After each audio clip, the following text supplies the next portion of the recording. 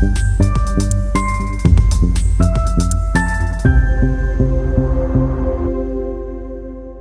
how you doing today?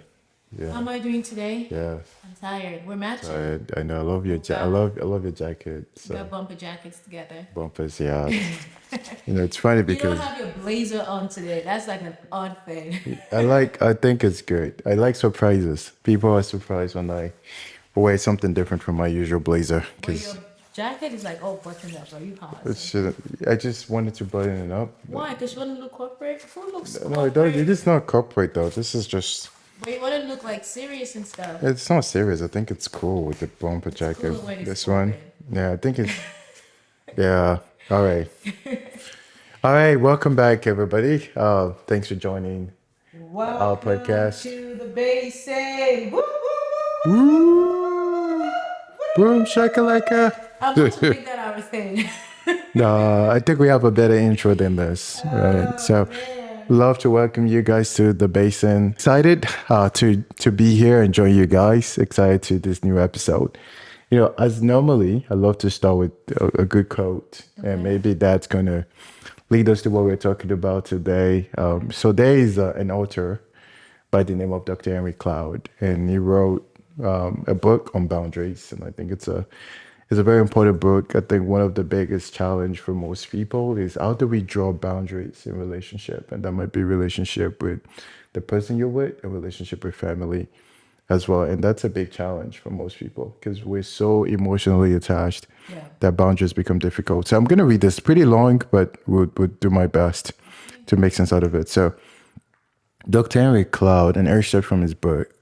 So he said, boundaries defines us. They define what it is, me, and what is not me. A boundary shows me where I end and someone else begins, leading me to a sense of ownership. Knowing what I am to own and take responsibility for gives me freedom. Taking responsibility for my life opens up many different options. Boundaries helps keep the good in and the bad out. Certain boundaries inevitably involves taking responsibility for your choices. You are the one who makes them. You are the one who must live with their consequences. And you are the one who may be keeping yourself from making the choices you could be happy with. So we must own our own thoughts and clarify distorted thinking. That is long. That's a long quote. Yeah, to also just to sum up everything from that quote is basically boundaries is knowing where you end and where the other person starts. Okay, I can own in on that part. It's So really fucking that's long. that's pretty much it's an excerpt from the book The Boundaries. Henry Cloud is a well-known Yeah. thought leader that a lot of people I think at certain point in their lives they fall back on him because they're looking for a way to define the roles of people, especially these are people that you care about. Yeah. So it's you give people permission where they get to know, okay, what can I do, what can I do, and some of those things it's very difficult, right? Because you grew up in a particular way, Yeah. and people will see you in a particular way, especially in authorities or people that you regard. So Yeah. sometimes it's very difficult to draw boundaries when people have a habit of how they approach you. Yeah. So you are trying to redefine yourself as a person to be respected Yeah. and also to protect yourself mentally, Yeah. emotionally, Yeah. spiritually as well, Yeah. because you know how you're wired. Yeah. So so that's how boundaries, honestly, knowing how you're wired, because the people who think they know you so well. Even family can feel like they know you so well. Then they know a version of you that you probably are not anymore. They know your version of you that they're holding on They to hold them tight into that. They don't because want to let it go.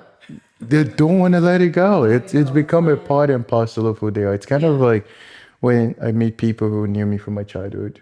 I think you know about this.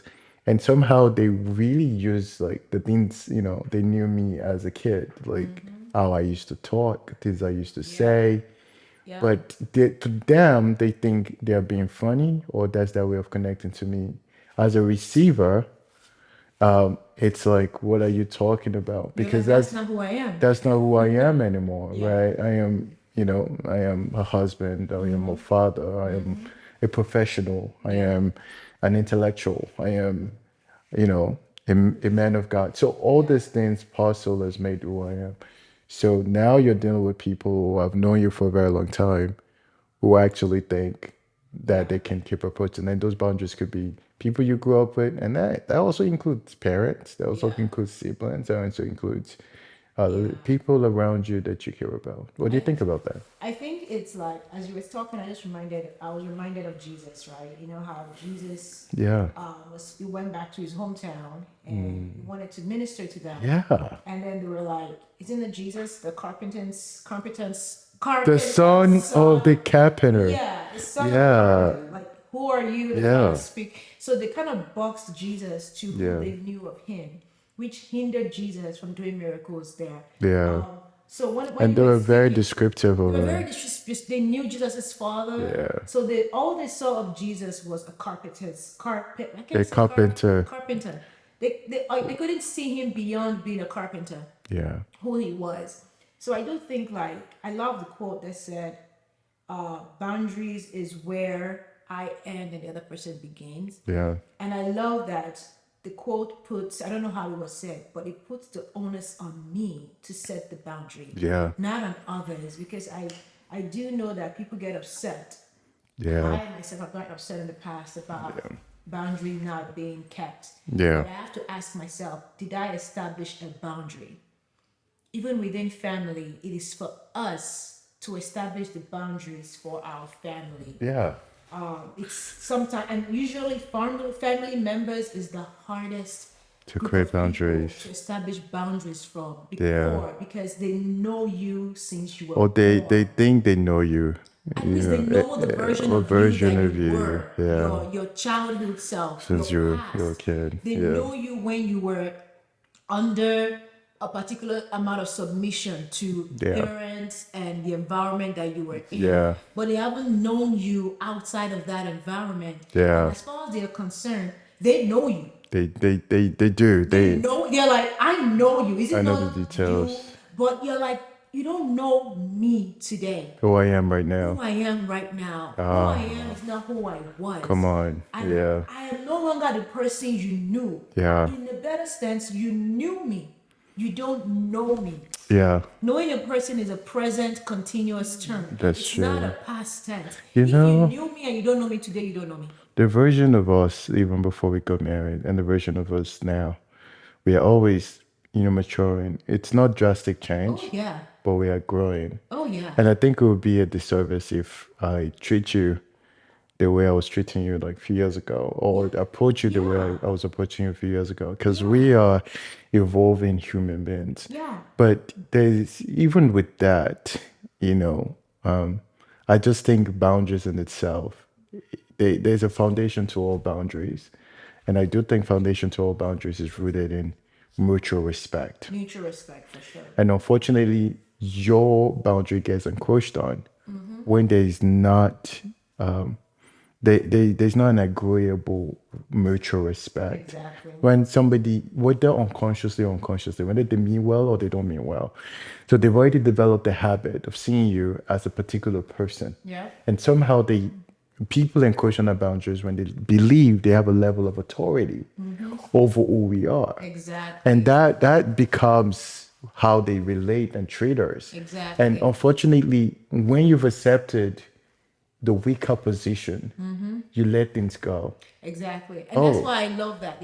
The quote reminded us Dr. Henry that Cloud. the onus is on me. Yeah. To not accept that. Because people want to always put you in a box.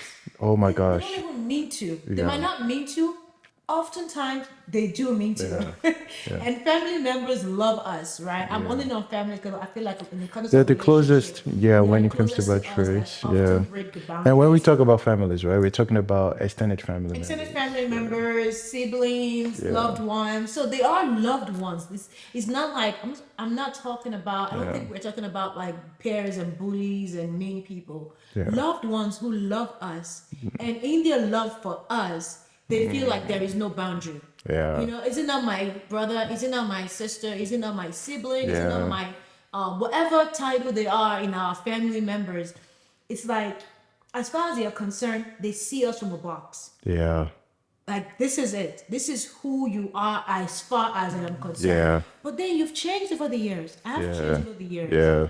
And I feel like that's where there's a tension. So my question to you would be, how would you respond? How do you respond to that, right? You're facing a situation whereby the other person is so confident they Yeah. know you. How have you responded to that in the past, and how are you responding to that today? I think it's all about how you begin to translate their reaction to you. And that comes from emotional maturity over time, Yeah. or just dealing with those things yourself. Because emotionally, I do think that, when you are reactive, you're accepting a weaker self. And I think for a very long time, because you're frustrated, you are angry, Yeah. with how they approach you, mostly because they're disregarding your will Yeah. and disregarding your personhood.